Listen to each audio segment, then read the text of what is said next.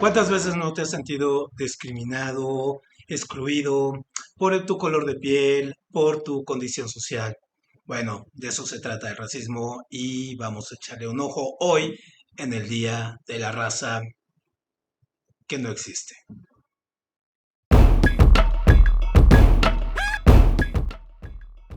¿Qué tal? Bienvenidos de nueva cuenta a este Letra Suelta que hacemos entre la Facultad de Química, Lazos Químicos y Un Minuto en Libro. Y bueno, hoy vamos a tocar el tema de racismo, sus orígenes, cómo surgen estos conceptos creados, como el concepto de raza, sobre todo en este día que hoy se celebra este descubrimiento de América, descubrimiento, ¿no? Porque bueno, ya lo hemos tratado en otros programas, hemos visto que este descubrimiento en realidad es una invención, pero vamos a tratar como estos conceptos, estos constructos sociales de racismo, raza, blanco, negro, afroamericano y todo este asunto, cómo se van entrerelacionando y cómo tienen un origen básicamente económico, esta división de razas, como la ciencia del siglo XIX lo justificó, como en México también el mestizaje también es realmente un invento del siglo XIX, pero que impacta directamente en el siglo XX y como prácticamente pues impacta también a nuestras comunidades hoy con el clasismo tan marcado en esta época de polarización que siempre ha existido, nada más que hoy tenemos más medios para observarla. Bueno, pues echámosle un ojo a nuestro programa y nos vemos. ¿Qué tal? Buenas tardes. Bienvenidos de nueva cuenta a este espacio de la letra absuelta. Y hoy vamos a hablar, como lo mencionamos al principio, sobre el racismo, la política, el poder y cómo se han construido todas estas categorías que pues finalmente inciden en nuestro actuar del día al día. Y pues para comenzar un poco introduciendo el tema, pues aquí les mostramos dos imágenes que se construyeron a partir de este programa DALI, que es este programa de realidad virtual e inteligencia artificial, donde uno le pone una serie de peticiones al programa y nos bota una serie de resultados con base a los algoritmos que va encontrando en Internet y que va formando.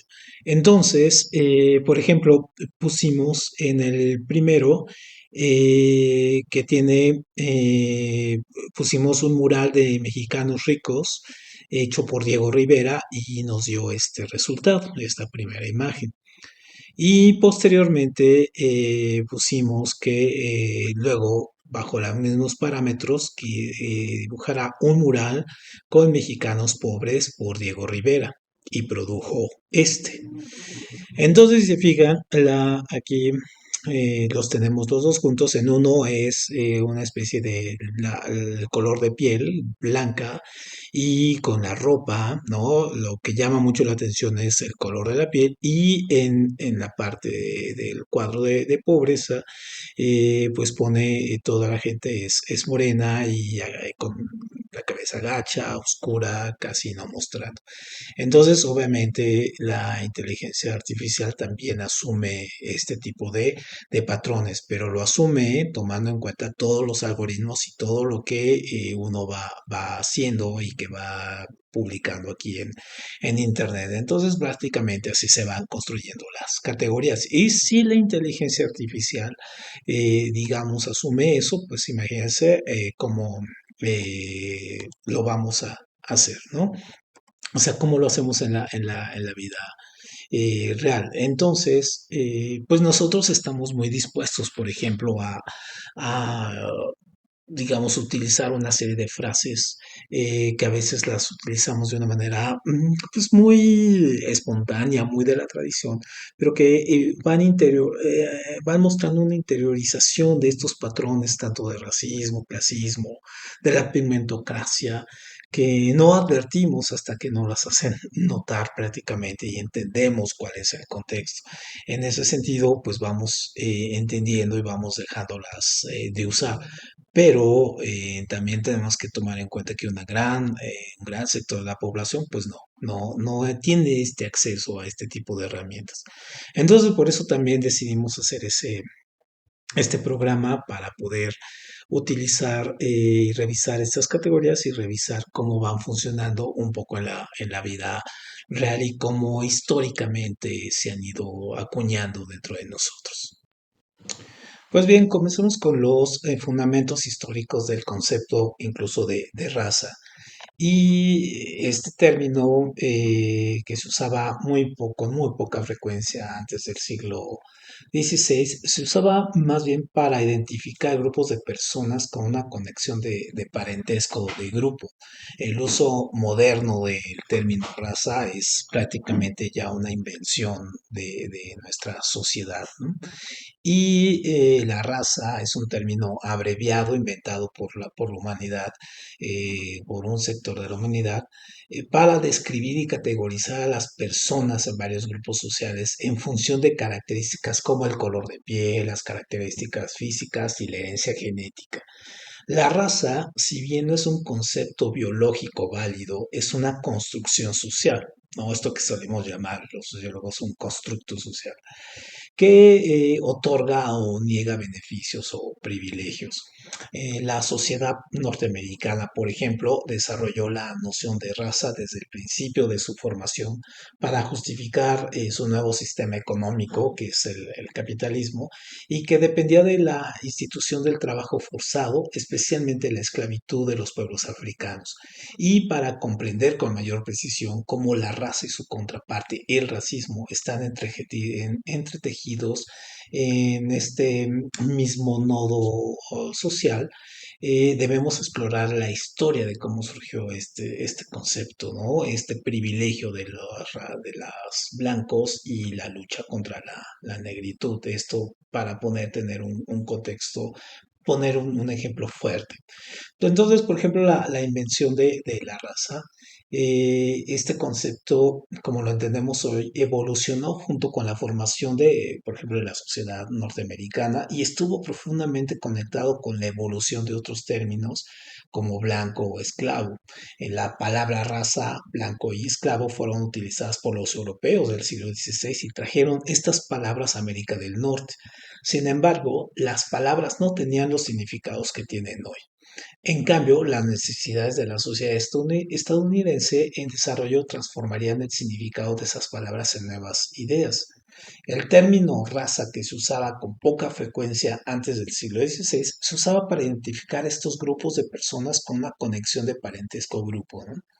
El modelo o el uso moderno del término, en este caso, pues lo utilizamos a partir, viene un poco su evolución desde el siglo XVII, cuando los filósofos de la Ilustración, obviamente hombres blancos, basaron sus ideas en la importancia del razonamiento secular, la racionalidad y el estudio científico en oposición a la comprensión religiosa del mundo basada en la fe. Entonces los filósofos y naturalistas estaban categorizando el mundo de nuevo y extendiendo tal pensamiento a la gente del mundo. Y estas nuevas creencias que evolucionaron a partir del siglo XVII y florecieron hasta finales del siglo XVIII sostenían que había leyes naturales que gobernaban el mundo y los seres humanos. Entonces, durante siglos, la noción falsa de que las personas blancas eran inherentemente más inteligentes, más capaces y más humanas que las personas que no eran blancas se aceptó en todo el mundo. Entonces, esta categorización de personas se convirtió en una justificación para la colonización europea y la posterior esclavización de las personas en África. Entonces, la esclavitud como concepto ha existido durante siglos y las personas esclavizadas fueron obligadas a trabajar para otro. Y podemos señalar el uso del término esclavo desde la Biblia judía, pasando por las sociedades antiguas como Grecia, Roma, Egipto y también en otras épocas, ¿no? Por ejemplo, en los franceses que hacían negocios con los esclavos para traerlos aquí a América, de América Latina o América sajona. Y dentro de las regiones mediterráneas y europeas antes del siglo XVI, la esclavitud era incluso aceptable para las personas consideradas paganas o fuera de la fe cristiana. En este mundo, ser un esclavo no era de por vida ni de hereditario, lo que significaba que el estado del esclavo no se transfirió automáticamente de padres a hijos. En muchas culturas, los esclavos aún podrían ganar pequeños salarios, reunirse con otros, casarse y potencialmente incluso hasta comprar su libertad. De manera similar, las personas de piel más oscura, como las personas del continente africano, no fueron automáticamente esclavizadas o consideradas esclavas. Ahora, por ejemplo, la palabra blanco, ¿no? También tenía un significado diferente antes del siglo XVI y se transformó con el tiempo. Antes de mediados de la década de 1600, no hay evidencia de que los ingleses se refirieran a sí mismos como personas blancas. Este concepto no ocurrió hasta 1613, cuando la sociedad inglesa se encontró por primera vez y se contrastó con los indios orientales a través de sus actividades coloniales. Incluso entonces, no había una gran cantidad de personas que se consideraban blancas, como conocemos el término hoy. Aproximadamente desde la década de 1550 hasta 1600, blanco se usó exclusivamente para describir a las mujeres inglesas de élite, porque la blancura de la piel indicaba que eran personas de una clase social alta que no salían a trabajar.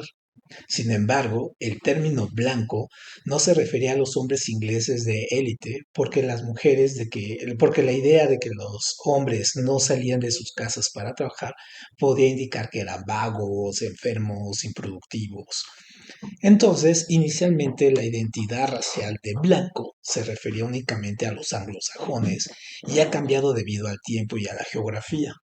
A medida que evolucionaba el concepto de ser blanco, el número de personas consideradas blancas crecería a medida que la gente quisiera hacer retroceder el creciente número de personas de color. Debido a la emancipación o la inmigración, el activista Paul Kibel nos dice al respecto. La blancura es un límite en constante cambio que separa a aquellos que tienen derecho a tener ciertos privilegios de aquellos cuya explotación y vulnerabilidad a la violencia se justifica por no ser blancos. El uso que hicieron los colonos europeos de la palabra blanco para referirse a personas que se parecían a ellos se enredó con las palabras raza y esclavos en las colonias americanas a mediados de la década de 1660. Estas élites crearon razas de indios salvajes, africanos infrahumanos, hombres blancos, y los inventos sociales lograron unir a los colonos blancos, desposeer y marginar a los nativos y esclavizar permanentemente a la mayoría de los afrodescendientes durante generaciones. Trágicamente, la cultura estadounidense desde el principio se desarrolló en torno a las ideas de raza y racismo.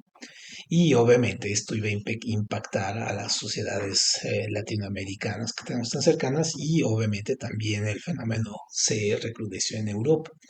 La identidad racial del blanco ha evolucionado a lo largo de la historia y porque si bien, como vimos que se refería antes a los anglosajones que pertenecen a esta clase, a esta categoría, esto se ha ido expandiendo a medida que la gente quiso, en este caso, retroceder al creciente número de personas de color debido a la emancipación y la inmigración. Entonces, impulsados por estas ideas de la ilustración de los derechos naturales del hombre, estimulados por la pasión, por la libertad religiosa, en busca de propiedad y escapando de la persecución, los colonos europeos llegaron a América del Norte en busca de un lugar para crear una nueva sociedad. Y los ideales de la ilustración pues, se extendieron en las colonias de América del Norte y formaron la base de su democracia, así como el tipo de servidumbre más brutal, ¿no? Que es la esclavitud. Entonces, en el mundo anterior a 1500, esta noción de jerarquía era un principio común. Cada persona pertenecía a una estructura jerárquica de alguna manera. Hijos a padres, feligreses a iglesia, trabajadores a terratenientes. A medida que las ideas de los derechos naturales del hombre se hicieron más frecuentes durante el siglo XVIII, el concepto de igualdad se convirtió en una corriente estándar de pensamiento Al categorizar a los humanos por raza, se inventó una nueva jerarquía basada en lo que muchos consideraban ciencia.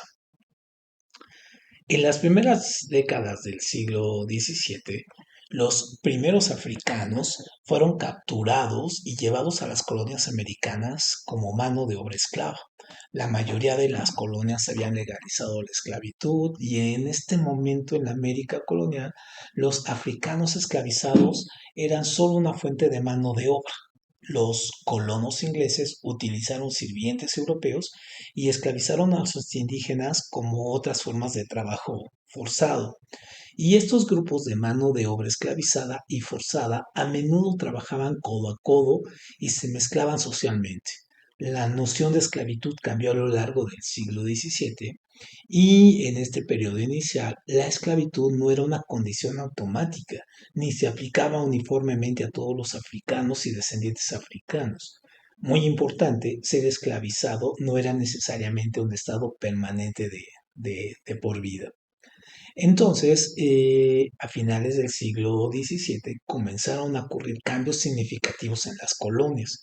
A medida que aumentaba la supervivencia de los inmigrantes europeos, había más demanda de tierra y mano de obra necesaria para adquirir riqueza. La servidumbre por contrato perdió su atractivo a medida que se vuelve económicamente menos rentable utilizar sirvientes de ascendencia europea. Los colonos blancos comenzaron a recurrir a la esclavitud como fuente principal de trabajo forzado en muchas de las colonias, y los africanos eran vistos como esclavos más deseables porque tenían habilidades agrícolas avanzadas, habilidades en carpintería, albañilería, así como habilidades para trabajar el metal y el cuero. Las caracterizaciones de los africanos en el periodo inicial de la América colonial fueron en su mayoría positivas y los colonos vieron su futuro como dependientes de esta fuerza de trabajo. Entonces, aquí se crea otro concepto que es el de la esclavitud mobiliaria. La trayectoria del desarrollo de la esclavitud de bienes y inmuebles en Virginia, por ejemplo, destaca cómo se codificó en la América colonial el sistema de esclavitud de bienes inmuebles y junto a él la antinegritud, o sea, esta actitud opuesta o hostil hacia los negros. ¿No? El estatus social no era permanentemente ni está únicamente relacionado con la raza. El punto de inflexión significativo se produjo en 1662, cuando el estado de Virginia promulgó una ley de esclavitud hereditaria, lo que significaba que el estado de la madre determinaba el estado del hijo. Esta ley se desvió del derecho constitucionario inglés que asignaba al estado legal de los niños en función del estado legal del padre, es decir, cambia del padre a la madre. Por lo tanto, los hijos de mujeres esclavizadas compartían automáticamente el estatus de esclavo. Y esta doctrina, en este caso, sentó las bases para el aumento natural de esclavos en América y legitimó la explotación de las esclavas por parte de los hacendados blancos y otros hombres. Y en 1667, otra ley de este estado de Virginia eliminó la última de las condiciones religiosas que ponía límites a la servidumbre. Esta nueva ley consideró legal mantener a las personas esclavizadas en cautiverio, incluso si se convirtieron en el cristianismo. Con este decreto, la justificación de la servidumbre negra cambió de los estatus religiosos a una designación basada en la raza. Sin embargo, esto no iba a permanecer sin alguna oposición. Y en 1676, en este caso, una coalición de blancos pobres, africanos libres y esclavizados se rebelaron contra la creciente clase de plantadores porque querían adquirir tierras reservadas para los indígenas de Virginia. Y los colonos de élite determinaron que necesitaban acumular más tierras nativas para su expansión continua para pacificar a los colonos europeos pobres que buscaban el progreso económico y para mantener una fuerza laboral dedicada a realizar el trabajo agrícola y agotador. A mediados de 1700, nuevas leyes y normas sociales vincularon a los africanos al trabajo perpetuo y las colonias americanas establecieron distinciones sociales frente a su gente en función de la apariencia, el lugar, el origen y la herencia. Entonces el carácter distintivo físico de los africanos marcó su posición subordinada recién creada para separar aún más las conexiones sociales y legales entre los blancos de clase baja y los trabajadores africanos, esclavizados o libres, no importaba, y se establecieron leyes para controlar la interacción entre los dos grupos. Estas leyes crearon la jerarquía basada en la raza. Con el advenimiento de la independencia de Estados Unidos y la llegada de las ideas ilustradas, pues se empiezan a crear una especie de paradojas. Por ejemplo, América vendría a ser definida por este lenguaje de la libertad y la aceptación de la esclavitud, ¿no? Es casi un oxímoron. Y también vendrían las ideas revolucionarias de libertad e igualdad, pues, con las preocupaciones sobre la esclavitud, ¿no? Entonces, obviamente, los colonos negros aceptaron el significado de la libertad y los británicos abolieron la esclavitud de sus tierras. Y los nacientes Estados Unidos buscaron establecerse y tuvieron que luchar entre una tensión nacida en la paradoja de esta libertad. Y se hizo entonces necesario desarrollar nuevos fundamentos y argumentos para defender la institución de la esclavitud. Es decir, si nos deberamos, pero más seguimos manteniendo a los esclavos. Entonces, ¿cómo se justifica tener a un ser humano como propiedad? Por ejemplo, los principales líderes políticos y pensadores de la historia estadounidense promovieron teorías de la diferencia y la degeneración sobre las personas no blancas que surgieron a partir del siglo XVIII. Las diferencias físicas se fusionaron con las diferencias de estatus y se funcionaron para formar una jerarquía social que colocaba a blanco en la parte superior y negro en la parte inferior. A principios del siglo XIX, blanco era una identidad que designaba un estatus privilegiado de tenencia de tierras, generalmente masculino. Tener blancura significaba tener derechos claros en la sociedad, mientras que no ser blanco significaba que sus libertades, derechos y propiedades eran inestables, sino inexistentes. Irónicamente, Jefferson, Locke y todos estos grandes antones de la independencia y pensadores de la libertad también presentaron argumentos a favor de la idea de razas inferiores, apoyando así el desarrollo de la cultura del racismo en los Estados Unidos. Y obviamente esto nos iba a impactar aquí en América y en Europa. Y su apoyo a las razas inferiores justificó el despojo de los indios americanos y la esclavitud de los africanos en la era de la revolución. Entonces, obviamente, ahí viene este problema que se va a acentuar después cuando la constitución norteamericana va a dar grandes y feroces debates sobre el futuro de la esclavitud y el significado de la libertad, pero en un contexto de desarrollo económico. Y obviamente cuando llega el desarrollo económico con la revolución industrial, pues obviamente la ideología racial para separar grupos, optando por mantener esta jerarquía, en este caso existente, pues se endureció. Entonces, por ejemplo, mientras por un lado Estados Unidos prohibió el comercio transatlántico de esclavos en 1808, también en su país se mantuvo la institución de la esclavitud, es decir, ya no los traían, pero tenían ya suficientes para poder comerciarlos dentro, ¿no? Y la conexión con los descendientes de africanos, pues obviamente con eso bastaba, ¿no? Para tener.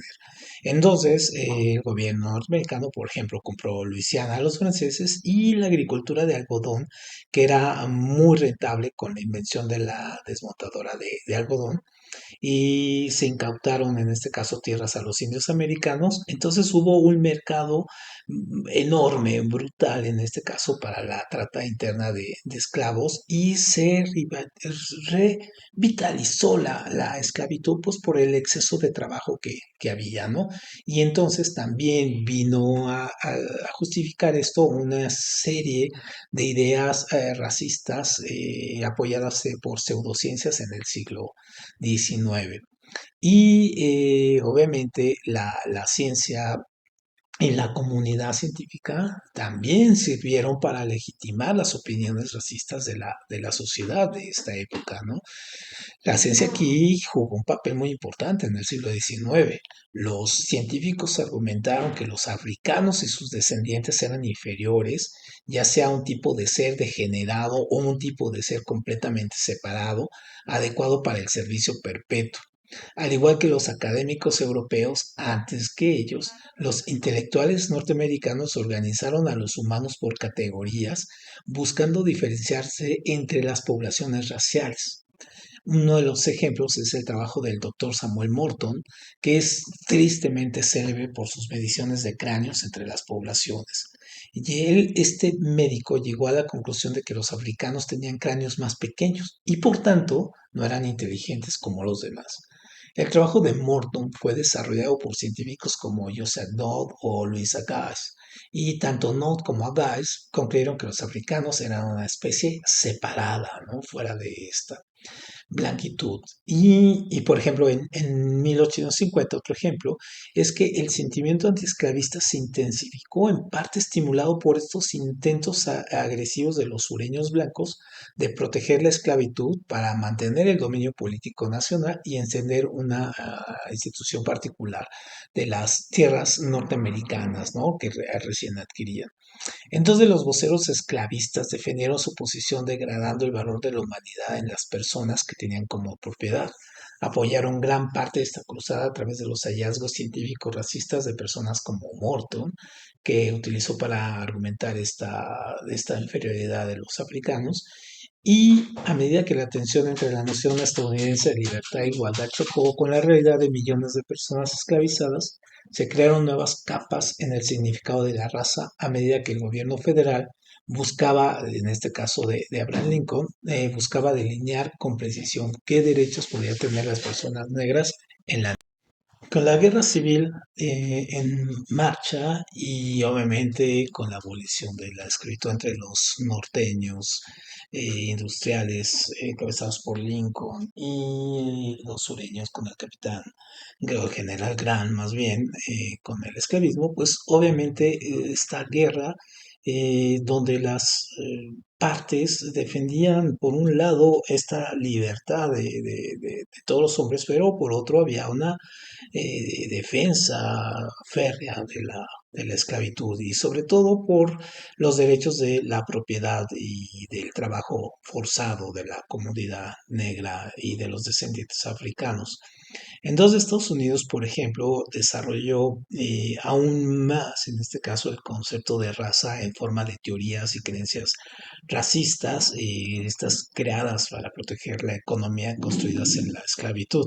Y no por nada, pues obviamente el racismo es, digamos, está muy interiorizado en los norteamericanos por lo mismo de que también tiene este factor económico y de esta necesidad de que se necesita mejorar la economía a través del trabajo mal pagado o mal remunerado.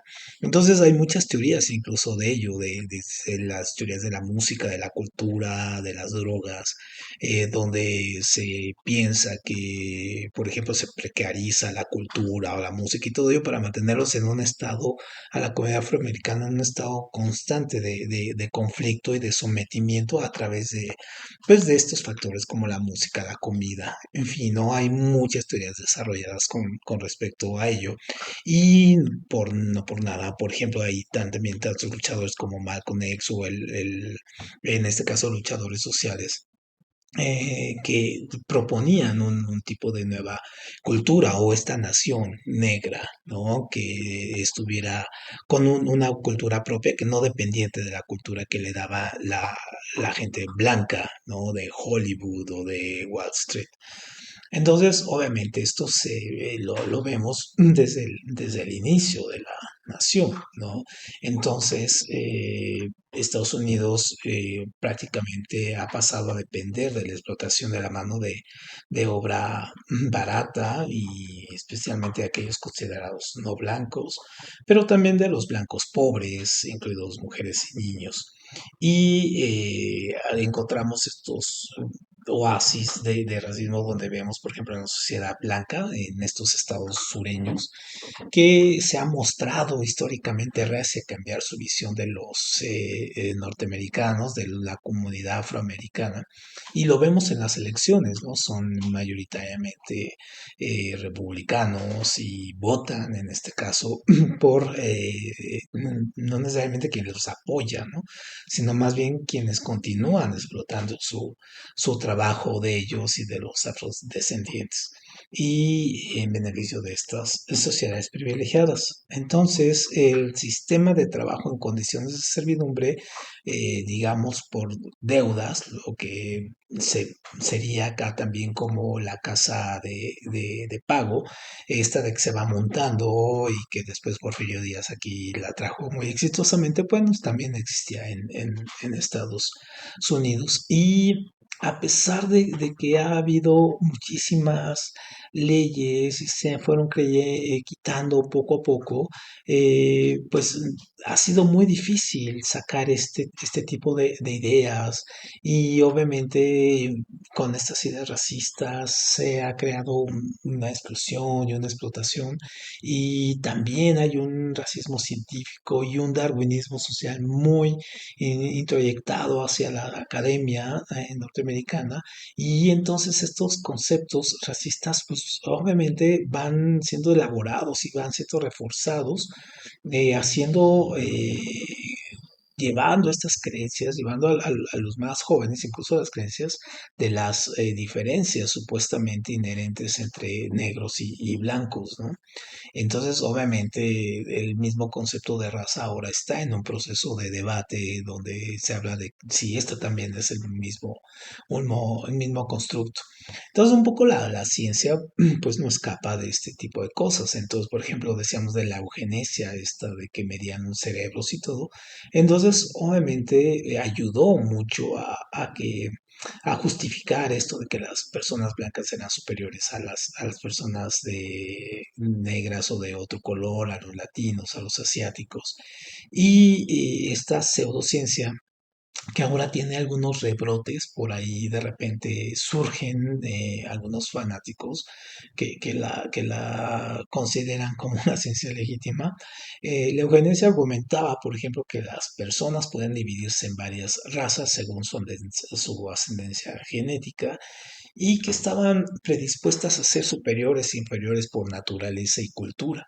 Y a medida que el siglo XIX llegaba a su fin, pues, por ejemplo, una de las exhibiciones más elaboradas de esta nueva creencia científica fue la exhibición de antropología en la exposición Colombina Mundial de Chicago de 1893. Y en este foro que fue público, las personas exhibieron varios arreglos del progreso, lo que se considera el progreso y en este caso la supremacía que la humanidad había alcanzado, pero también se mostró a los grupos, en este caso como los chinos o indígenas y negros, que fuera de estas exposiciones, es decir, prácticamente no existían. ¿No? Y entonces, obviamente, toda esta humanidad y todo este progreso era para los blancos, pero no para ellos, que ellos eran los que habían hecho el trabajo de los trenes y todas las máquinas, pero ellos no existían. Entonces, obviamente, el siglo XX vimos las luchas de Martin Luther King, de Malcolm X y de todos estos personajes que han ido aportando poco a poco y que los vemos consagrados, por ejemplo, en el Museo de la cultura afroamericana que está ahí en Washington, donde los vemos, por ejemplo, cómo su música, su cultura, su comida, su religión, sus creencias, sus bailes, todo ello ha ido creando una palanca de fuerza y tiene ahora muchísimo más influencia que en los años en el siglo XIX. Bueno, tanto así que Barack Obama se ha convertido en el primer presidente afroamericano en obviamente ser presidente de Estados Unidos, ¿no? Y eso pues es un paso, aunque después se vino el rebrote, una reacción brutal con la llegada de Donald Trump al poder. Bueno, eso es, digamos, lo que pasa un poco en forma general. Pero ¿qué pasa también aquí en la América América Latina, y decir, ¿por qué eso nos pega a nosotros de manera directa? Si bien sabemos que el origen, en este caso, de nuestras diferencias culturales, económicas, que entre Estados Unidos y México y América Latina en general, vienen de esta concepción de raíz desde el calvinismo y el catolicismo, del calvinismo norteamericano de yo trabajo y me enriquezco, y la conquista española de hay que poner a trabajar a los indígenas y nosotros nos enriquecemos y ellos se empobrezcan y ha creado estos orígenes que sí también los han estudiado los antropólogos y está este mito de Octavio Paz, de El laberinto de la soledad o los libros de Carlos Fuentes, donde hablan mucho de este racismo, pero sobre todo de este más bien especie de clasismo que existe en la sociedad mexicana y que ahora incluso se proyecta en algo que se llama la pigmentocracia, es decir, los méritos basados en el color de la piel. Entonces, bueno, vamos a revisar un poco estos conceptos. Por ejemplo, la parte del mito del mestizaje, ¿no? Por ejemplo, en la Nueva España existe una estratificación social en donde el origen étnico de las personas determinaba en buena medida las oportunidades de movilidad social y dicho ordenamiento colocaba a los peninsulares, es decir, los nacidos en España, venidos a América, en el punto más alto y a los esclavos africanos en la parte más baja. Y a la par existían instituciones como las repúblicas de indios que segregaban a la población indígena y les permitían preservar distintas instituciones informales relacionadas con la tenencia de la tierra. Y de ahí es donde vemos un montón de todas las castas, ¿no? Todas las castas que surgieron. Pero en el siglo XIX es cuando surge este gran mito del mestizaje, porque el proyecto liberal mexicano de esos siglos fue el establecimiento de una sociedad en donde las leyes fuesen neutrales respecto a los distintos grupos de la sociedad y ello implicó un esfuerzo modernizador en donde los fueros y los privilegios de ciertos estamentos fueran eliminados legalmente, es decir, el clero y el ejército con las leyes de reforma, pero también trajo consigo la eliminación de los regímenes especiales para las poblaciones indígenas. Por eso se habla mucho de que Juárez finalmente sí le quitó el poder al ejército y a la iglesia, pero también a las comunidades indígenas, ¿no? Entonces, este paso implicó que el Estado se volvió, pues sí, ciego, eh, se volvió prácticamente, muy invisibilizó, ¿no? El vínculo entre características físicas inmutables y la posición económica que se había establecido en el régimen de estratificación virreinal que venía y que venía manteniendo a las castas. Entonces, el Estado revolucionario que surge después de 1910 emprende un proyecto de reconstrucción en donde la construcción de una identidad nacional va a jugar un papel muy importante. Es cuando surge Diego Rivera y los muralistas y hay que refundar la nación con base en nuestros antepasados. Y esta idea fue muy prometedora en su momento porque incluso vamos a ver la raza cósmica de José Vasconcelos, de este libro donde plantea las sociedades latinoamericanas como fundamentalmente sociedades mestizas, es decir, esta mezcla de la herencia prehispánica e indígena, ¿no? Entonces, la sociedad prácticamente a partir de esta concepción revolucionaria y de reconstrucción de la identidad nacional, va a tener tres pilares, ¿no? Nos va a decir la sociedad mexicana es una sociedad mestiza, ¿no? O sea, se empieza a hablar del mesticismo, es no racista y no negra. Entonces, desde ahí ya tenemos también un concepto ya muy asociado que también había un problema aquí con los afrodescendientes y de hecho los afrodescendientes que viven en Veracruz o en Oaxaca pues también son sociedades a la fecha muy marginadas y señaladas. Esto nos lleva a pensar en este concepto que hoy nosotros lo vemos mucho, que es la pigmentocracia, donde, por ejemplo, la sociedad también no está exenta de esto que veíamos si no teníamos esclavos, si teníamos estas divisiones entre una sociedad industrializada y una clase alta blanca y una sociedad de clase baja o en este caso en los porcentiles económicos bajos, morena. Y esto nos ha llevado a replantear algunas cosas, como qué es esto, ¿no? ¿Cómo podemos definir que sí hay instituciones formales, o sea, que sí hay leyes incluso que son abiertamente discriminatorias e incluso son segregacionistas, y al establecer el mestizaje como eje central y a partir de ahí girar, ¿no? Entonces, estas prácticas pues se han ido enraizando en instituciones tan informales como nosotros, por ejemplo, decirle a alguien el negro, por ejemplo, y no implicar nada, o decir el indio, por ejemplo, y hacerlo como un despectivo y verlo y normalizarlo, ¿no? Y también los rasgos físicos. Entonces, el mito de que en México no somos racistas, sino que somos clasistas, se ha ido creando porque existen pues prácticas discriminatorias, pero se les asocia más discursivamente con el origen económico de las personas, pero no con sus características físicas como lo que pasa en Estados Unidos. Sin embargo, sí existe una concepción sobre cómo se ve una persona rica y una persona pobre, eso sí lo podemos ver, o sea, no estamos hablando de la raza, sino más bien de la función económica aquí.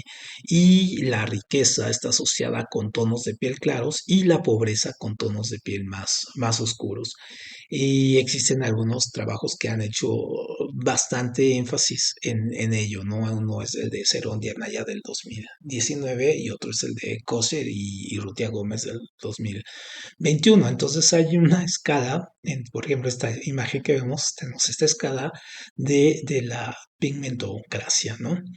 Entonces, hemos, en este caso, recopilado algunas cuestiones para poder justificar esto. Por ejemplo, eh, en algunos trabajos se han identificado que las mujeres de tez oscura reciben menos llamadas de los posibles empleadores que candidatas de tez más clara, ¿no? O, por ejemplo, Hernández Trillo y Martínez Gutiérrez identifican que personas de tez oscura son tratadas de peor forma por los ejecutivos bancarios, recibiendo menos información que personas de tez más clara al momento de solicitar un crédito. O Medina Cortina en el 18 mostró que jóvenes de secundaria ya tienen interiorizado este régimen de estratificación con aspiraciones y rendimiento cognitivo que caen al hacerse saliente al régimen de estratificación, ¿no? Entonces, otro es que el promedio, las personas de tez más clara alcanzan una mayor escolaridad y mayor salario que personas de tez oscura. Otra evidencia es que las candidatas a diputadas locales o federales de tez más clara tuvieron más votos, en este caso, que sus pares, en este caso de piel, en este caso más oscura. Entonces, vamos encontrando así muchos de los casos. Entonces, ¿qué es lo que cómo podríamos definir incluso este asunto, esta cuestión y qué podemos hacer? Bueno, primero, pues, de tener una idea, ¿no? De qué es, cómo se maneja y cómo nos va afectando y cómo se va convirtiendo en uno de los términos de conflicto social y el del diario a diario para nosotros. Y también lo vemos, por ejemplo, pues sí, con la polarización que vivimos todos los días. En este caso, vemos en este caso cómo se pelean entre características y todo, ¿eh? Y obviamente esto es uno de los grandes factores que ha traído este nuevo debate. Entonces, bueno, nos falta muchísimo en este caso aquí para poder entender el concepto, pero bueno, queríamos dejar en una primera charla, en esta primera sesión, dejar estas ideas bien claras: cómo surge el racismo, cómo surgen las razas, cómo surge el concepto de blanco, cómo surge el concepto de negro, el fundamento económico de la esclavitud y cómo aquí en México el mestizaje a sí mismo se vuelve racista, pero también la pigmentocracia, también tenemos estas muestras de cómo la utilizamos aquí en forma económica y de una manera social para justificar también las cuestiones de estatus.